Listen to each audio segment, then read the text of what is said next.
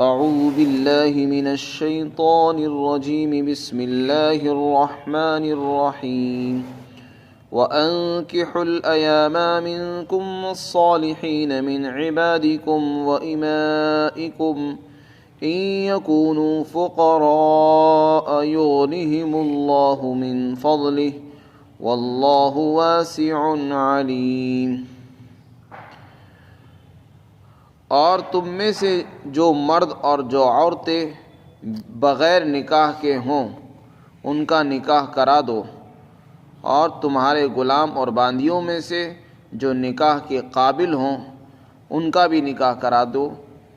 اگر وہ فقیر اور تنگ دست ہوں گے تو اللہ ان کو اپنے فضل و کرم سے مالدار اور بے نیاز کر دے گا، اور اللہ بڑی وسعت والا ہے، بہت جاننے والا ہے۔ آیت شریفہ میں اللہ تعالیٰ نے نکاح کا حکم ارشاد فرمایا ہے۔ نکاح اللہ رب العزت نے مرد اور عورتوں کے تعلقات کے درمیان ایک اہم چیز بنائی ہے۔ اللہ نے انسان میں جنسی خواہشات رکھی ہے، مردوں میں بھی ہے، عورتوں میں بھی ہے۔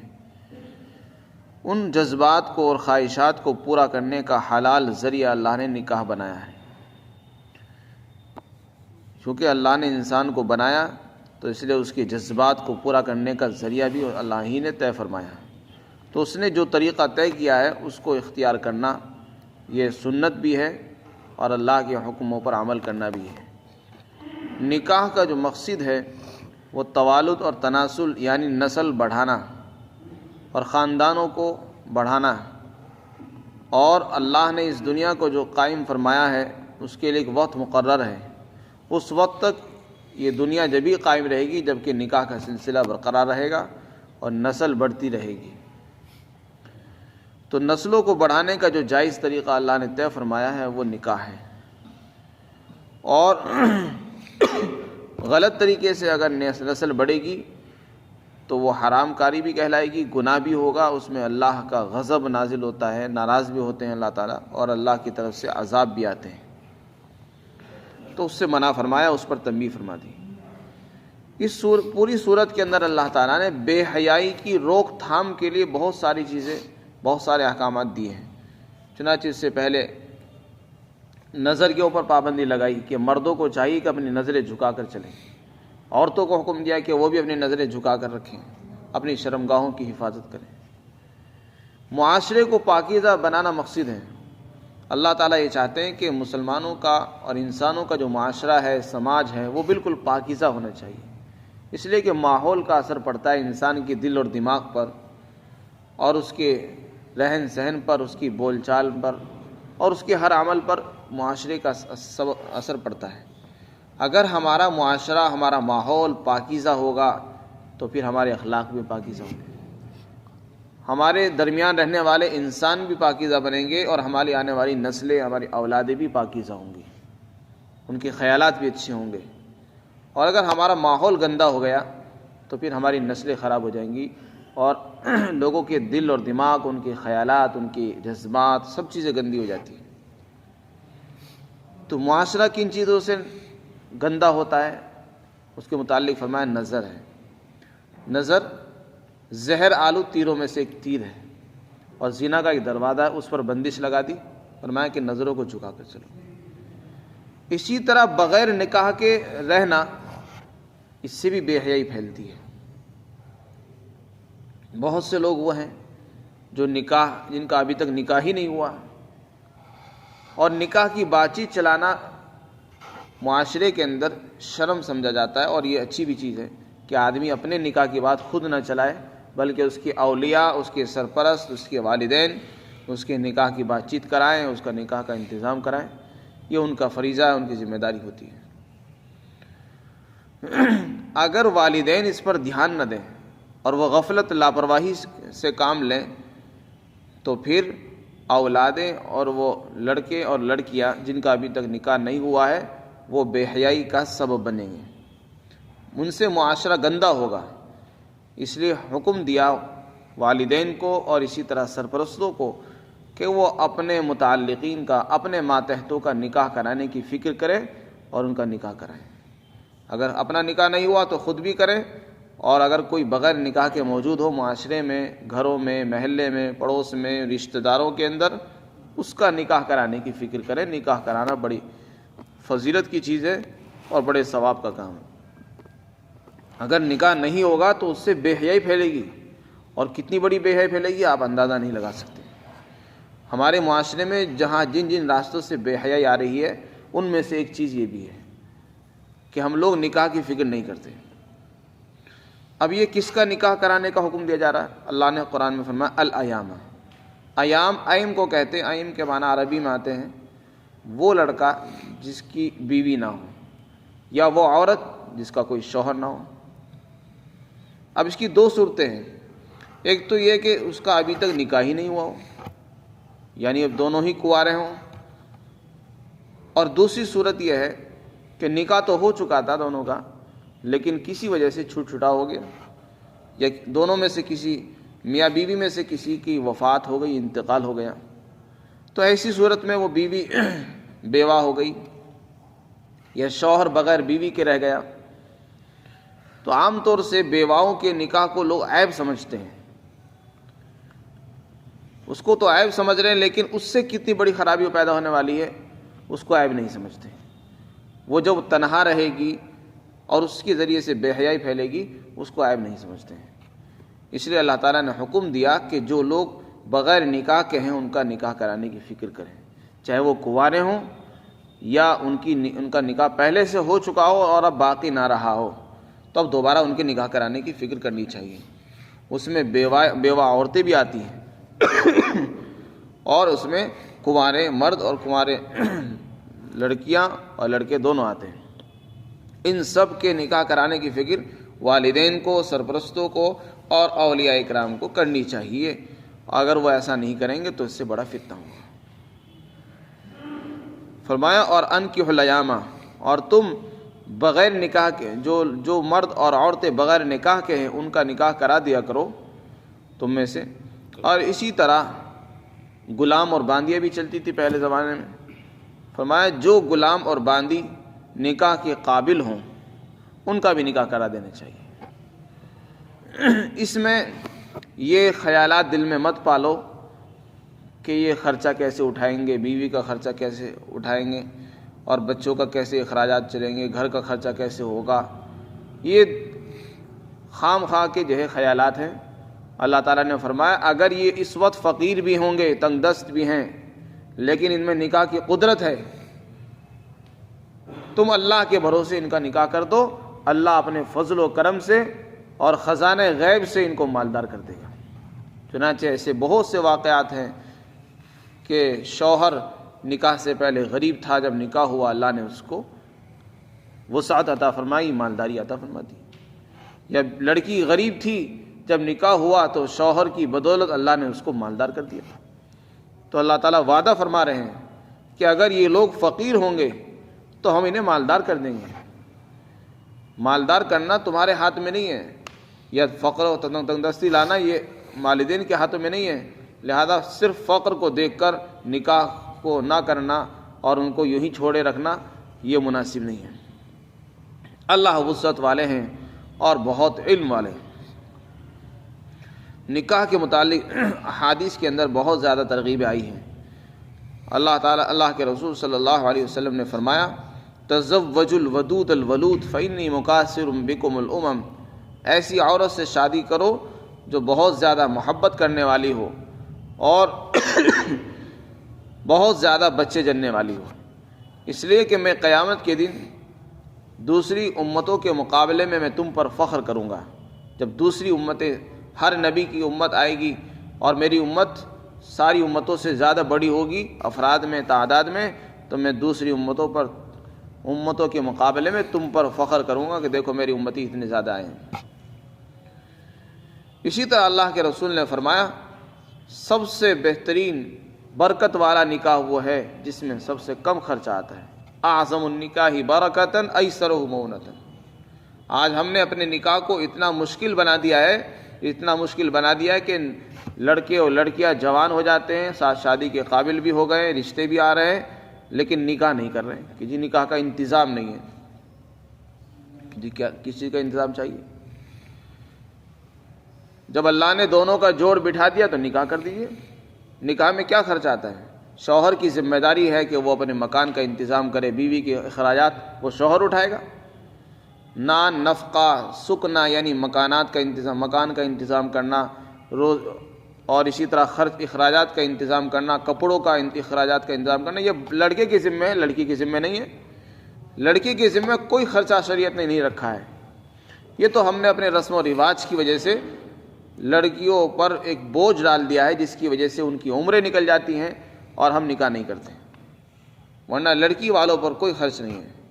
جو کچھ خرچہ شریعت نے رکھا ہے، ذمہ داری رکھی ہے، وہ شوہر کی رکھی ہے. یہ شوہر کے اندر اتنی استطاعت ہو کہ اس کے پاس مکان کا انتظام ہو، اس کے پاس بیوی کے نفقے کا یعنی روٹی کا انتظام ہو. اسی طرح تیسری چیز ہے کپڑا. ان تین چیزوں کا اگر اس کے پاس انتظام ہے تو نکاح کر دینا چاہیے. خواہ مخواہ کے ریاکاری کے چکر میں اور دکھاوے کے لیے اور لمبے لمبے اخراجات کے فکر میں نکاحوں کو دیر تک کرنا یہ مناسب نہیں ہے. اس سے بے حیائی پھیلنے کے اندیشے زیادہ ہوتے ہیں. یہی وجہ ہے کہ والدین لمبی لمبی تقریبات کے چکر میں لڑکوں کی عمریں نکال دیتے ہیں. چنانچہ وہ جو کام والدین کو کرنا چاہیے پھر وہ لڑکے وہ خود فیصلے خود کرتے ہیں. پھر ماں باپ جو دیکھتے رہ جاتے ہیں اور پھر ان کی عزتیں بھی خاک میں مل جاتی ہیں. اس لیے والدین کو حکم دیا جا رہا ہے کہ اس سے پہلے کہ لڑکے اور لڑکیاں ان کی اولادیں خود فیصلہ کریں، اور والدین کو چاہیے کہ وہ اپنے اولاد کی پہلے سے ہی فکر کریں اور اس بارے میں ذرا سی بھی غفلت سے کام نہ لیں. آپ صلی اللہ علیہ وسلم نے فرمایا کہ ثلاثۃ حق علی اللہ عونہم، تین آدمی ایسے ہیں جن کی مدد کرنا اللہ نے اپنے ذمے لے لیا ہے. یعنی اللہ نے اپنے ذمے لازم کر لیا ہے کہ میں ان کی مدد ضرور کروں گا. ان میں سے ایک وہ آدمی ہے جو نکاح اس نیت سے کرتا ہے تاکہ میری عفت کی اور عصمت کی حفاظت ہو، مجھ سے گناہ نہ ہو جائے، اس لیے میں نکاح کر رہا ہوں، میری عزت برقرار رہے، میری عزت اور عفت کی عصمت کی حفاظت رہے، اس لیے میں نکاح کرتا ہوں. اگر وہ غریب ہوگا تو اللہ تعالیٰ اس کی مدد ضرور فرمائیں گے، یعنی اس کو مالدار کر دیں گے. دوسرا شخص وہ بیان فرمایا وہ غلام جو آزاد ہونا چاہتا ہے اور وہ اپنی آزادی کی خاطر مال ادا کرنے کو بھی تیار ہے، تو پھر اللہ تعالیٰ اس کی مدد فرمائیں گے. اسی طرح تیسرا آدمی وہ ہے جو اللہ کے راستے میں جہاد کر رہا ہے، تو اللہ تعالیٰ اس کی ضرور مدد فرماتے ہیں. تو جن لوگوں کی مدد کا اللہ نے وعدہ فرمایا ان میں سے ایک وہ آدمی ہے جو نکاح کا ارادہ رکھتا ہے، اور نکاح میں اس کا مقصد خواہشات کو پورا کرنا نہیں ہے بلکہ اپنی عصمت اور عزت کی حفاظت ہے، کہ ایسا نہ ہو کہ اگر میں نکاح نہیں کروں گا تو مجھ سے کوئی گناہ نہ ہو جائے. اللہ کے رسول نے فرمایا کہ نکاح سے انسان کا جو دین ہوتا ہے وہ آدھا دین مکمل ہو جاتا ہے، اور باقی آدھے دین کے بارے میں وہ خود اللہ سے ڈرتا رہے. جب انسان نکاح کرتا ہے تو نکاح سے اس کی نظریں اور اس کا نفس یہ دونوں پاک ہو جاتے ہیں. نظریں جھک جاتی ہیں اور نفس انسان کا پاک ہو جاتا ہے. یعنی اگر دل میں خیالات بھی آتے ہیں گناہوں کے تو پھر اس کے پاس اپنی خواہشات کو پورا کرنے کا انتظام ہوتا ہے. اس سے گناہ کم ہوتے ہیں ایسے لوگوں سے جنہوں نے نکاح کر لیا ہے. اس لیے فرمایا کہ نکاح کرو. اللہ کے رسول صلی اللہ علیہ وسلم نے ایک جگہ فرمایا، حضرت عبداللہ بن مسعود کی روایت ہے، یا معاشر الشباب، اے جوانوں کی جماعت، اے نوجوانوں، من استطاع منکم الباء، تم میں سے جو آدمی نکاح کی طاقت رکھتا ہو اس کو چاہیے کہ نکاح کرے. نکاح کی طاقت میں یہ تین چیز آتی ہیں، یعنی اخراجات، روٹی، کپڑا اور مکان. اگر شوہر میں ان تین چیزوں کی طاقت ہے تو اس کو چاہیے کہ نکاح کر لے. تو آپ نے فرمایا کہ تم میں سے جو آدمی، جو نوجوان نکاح کی طاقت رکھتا ہو اس کو چاہیے کہ نکاح کرے، اور جو تم میں سے طاقت نہیں رکھتا نکاح کی تو پھر اس کو چاہیے کہ وہ صبر کرے اور روزہ رکھے. مثلا وہ غریب ہے، اس کے پاس مکان نہیں ہے، اخراجات پورا کرنے کو طاقت نہیں ہے یا اس کا نکاح نہیں ہو پا رہا ہے تو اس کو چاہیے کہ اپنی خواہشات کو دبانے کے لیے روزہ رکھے، اس لیے کہ روزہ انسان کی خواہشات کو دبانے کا ایک اہم ذریعہ ہے۔ جب روزہ رکھے گا تو اس کی نفس کے اندر جو ابھار ہوتا ہے وہ ابھار نہیں ہوگا اور اس کی خواہشات دبی رہیں گی، اس کے لیے علاج فرمایا۔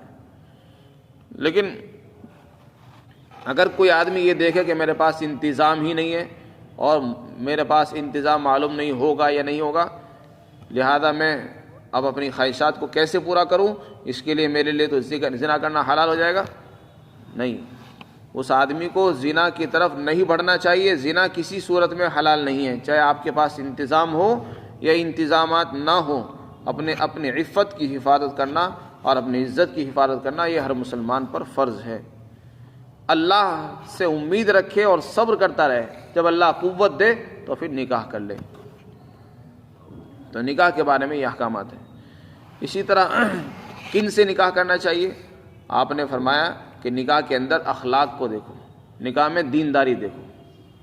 فرمایا جب تمہارے پاس کوئی آدمی نکاح کا پیغام لے کر آئے اور تم اس کے اخلاق سے واقف ہو، تمہیں اس کے اخلاق پسند ہیں کہ اس کے اخلاق بڑے اچھے ہیں، تو پھر اس پیغام کو رد مت کرو بلکہ اس کو قبول کر لو۔ اور اگر تم نے اس کے پیغام کو ٹھکرا دیا تو روئے زمین میں بڑا فتنہ اور فساد پیدا ہوگا۔ آج ہمارا حال یہی ہے، کتنے مسلمان بچیاں ایسی ہیں جن کے گھروں میں نکاح کا پیغام لانے والے لائے، لیکن ان کے والدین نے یہ کہہ کر ٹھکرا دیا کہ نہیں ابھی ہم کر نہیں رہے، ہمیں کہیں اور کرنا ہے۔ ان کے ارادے اتنے بلند تھے کہ انہوں نے ان کو چھوڑ دیا۔ پھر اللہ تعالیٰ نے ایسا فیصلہ فرمایا کہ اب ان کے ہاں کوئی آتا ہی نہیں نکاح کا پیغام لے کر۔ تو جو چیز اللہ تعالیٰ بغیر مانگے دے اس کو لے لینا چاہیے۔ اللہ تعالیٰ کسی کو بھیج رہے ہیں، پیغام کوئی آدمی خود لا رہا ہے، یہ عزت کی چیز ہے اور ہمارے لیے شرافت ہے کہ ایک آدمی خود چل کر آئے اور ہم نے اس کو ٹھکرا دیا، تو یہ چیز اللہ کو بھی ناپسند ہوتی ہے۔ تو کتنے ایسے واقعات ہیں جن کے گھروں میں پیغامات آئے، انہوں نے ٹھکرایا یہ سوچ کر کہ نہیں ہمیں کہیں اور کرنا ہے، تو اب پیغامات ہی بند ہو گئے، ان بچیوں کی عمریں نکل گئی۔ تو یہی فتنہ اور فساد ہے۔ اللہ کے رسول نے وعدہ فرمایا کہ اگر کوئی تمہارے پاس پیغام لے کر آئے اور تمہیں معلوم ہو کہ اس کے اخلاق ٹھیک ہیں، تمہیں اس کے اخلاق پسند ہو، اس کی دینداری کو تم پسند کرتے ہو، تو نکاح کا پیغام قبول کر لو۔ اور اگر ایسا نہیں کرو گے تو زمین میں فتنہ ہوگا، بڑا فساد برپا ہونے والا ہے۔ اور وہ فساد یہی ہے کہ ان کی عمریں نکل جائیں گی، پھر وہ دوسرے راستے اختیار کریں گے اپنی خواہشات کو پورا کرنے کے لیے۔ اسی طرح آپ نے فرمایا عورت سے نکاح کیا جاتا ہے 4 وجہ سے، یا تو اس کے مالدار ہونے کی وجہ سے، عورت بہت مالدار ہے اس لیے نکاح کرتے تاکہ ہم بھی مالدار بن جائیں، اس کے پیسے سے فائدہ اٹھائیں، یا اس کے حسب و نسب اونچے خاندان کی وجہ سے نکاح کیا جاتا ہے، اور تیسری چیز فرمائی کہ اس کی دینداری کی وجہ سے نکاح کیا جاتا ہے، اور چوتھی چیز آپ نے ایک اور ارشاد فرمائی، آپ نے فرمایا دینداری کی جہت کو ترجیح دو، اگر لڑکی دیندار ہے تو پھر اس سے نکاح کر لو، اس کو ترجیح دینا چاہیے۔ مالداری کی نیت سے شادی مت کرو، یا اونچے خاندان کی سمجھ کر، یا اچھے اخلاق والی ہے، دوسری چیزوں کی وجہ سے نکاح مت کرو، اگر دیندار ہے اس جہت کو ترجیح دینی چاہیے نکاح کے اندر۔ کس خاندان کی ہے، کتنی مالدار ہے، کتنا پیسہ ہے ان کے پاس، یہ چیزیں مت دیکھو اس میں، بلکہ اس میں دینداری کی جہت کو ترجیح دو کہ لڑکی میں دینداری ہے نہیں، اگر دینداری ہے تو اللہ تعالیٰ اس کی برکت سے سب کچھ دے گا، اور اگر اس میں دین نہیں ہے، مال تو ہے تو اس میں دین نہیں آ سکتا۔ پیسے سے آپ دین نہیں خرید سکتے ہو، اور پیسے سے آپ اس کے خاندان کو نہیں خریدا جا سکتا۔ تو ان دونوں حدیثوں کو جمع کرنے سے معلوم ہوتا ہے کہ آدمی کو دینداری اور اخلاق کو دیکھنا چاہیے۔ اگر اخلاق اچھے ہیں، معاملات ٹھیک ہیں اور دینداری بھی ہے تو اس بنیاد پر نکاح کر دینا چاہیے، اور بغیر نکاح کے رہنا اس میں بے حیائی پھیلتی ہے۔ اس آیت شریفہ میں بھی اللہ تعالیٰ نے بغیر نکاح کے رہنے والے لوگوں کے نکاح کی جو ترغیب دی ہے، اس میں بھی بے حیائی کو روکنے کا ایک اہم ذریعہ ہے۔ اس لیے کہ اگر ہم نکاح نہیں کریں گے ان کا تو اس سے بے حیائی پھیلے گی، اور یہ ہو رہا ہے۔ جو عورتیں بیوہ ہو جاتی ہیں ان کا نکاح عیب سمجھا جاتا ہے، جیسا کہ غیر مسلمین میں جس کے شوہر کا انتقال ہو گیا ہے، جس کو طلاق ہو گئی، اب اس کو دوبارہ نکاح نہیں ہوتا، اور اس کو اپنے لیے عیب بھی سمجھتے ہیں، اور اس سے نکاح کرنے کو اپنے لیے اچھی چیز نہیں سمجھتے، بلکہ اس کو منحوس سمجھتے ہیں اس عورت کو جس کے شوہر کا انتقال ہو جائے۔ غیر مسلمین میں یہ تصور پایا جاتا ہے، جس کے شوہر کا انتقال ہو گیا وہ منحوس ہو گئی، اب اس کو کسی آشرم میں ڈال دیا جاتا ہے۔ اسلام میں ایسا نہیں ہے۔ اسلام چاہتا ہے کہ پورا معاشرہ پاکیزہ رہے۔ ہم نے ایک عورت کو یہیں چھوڑ دیا، حالانکہ وہ بھی جوان ہے، 30 سال کی ہے، 40 سال کی ہے، اگر اس کی شادی نہیں ہوگی تو اس سے بے حیائی پھیلے گی، اس لیے کہ شیطان سب کے ساتھ ہے۔ اللہ نے خواہشات بھی ہر ایک کے اندر رکھی ہے، اس کو آپ یوں ہی ضائع نہیں کر سکتے، اور نہ ہی اپنی طاقت کو، مردانہ طاقتوں کو اس طرح ضائع کرنے کا حکم ہے۔ اس لیے فرمایا وَأَنكِحُوا الْأَيَامَ، اور تم میں سے جو بغیر نکاح کے لوگ موجود ہیں، چاہے وہ مرد ہوں یا عورتیں ہوں، کنوارے ہوں یا شادی شدہ ہوں، ان کا نکاح کرا دیا کرو، اور تمہارے غلام اور باندیوں میں سے جو نکاح کے قابل ہوں ان کا بھی نکاح کرا دیا کرو۔ اگر وہ فقیر ہوں گے تو اللہ ان کو مالدار کر دے گا اپنے فضل سے، اور اللہ بڑی وسعت والا ہے اور علم والا ہے۔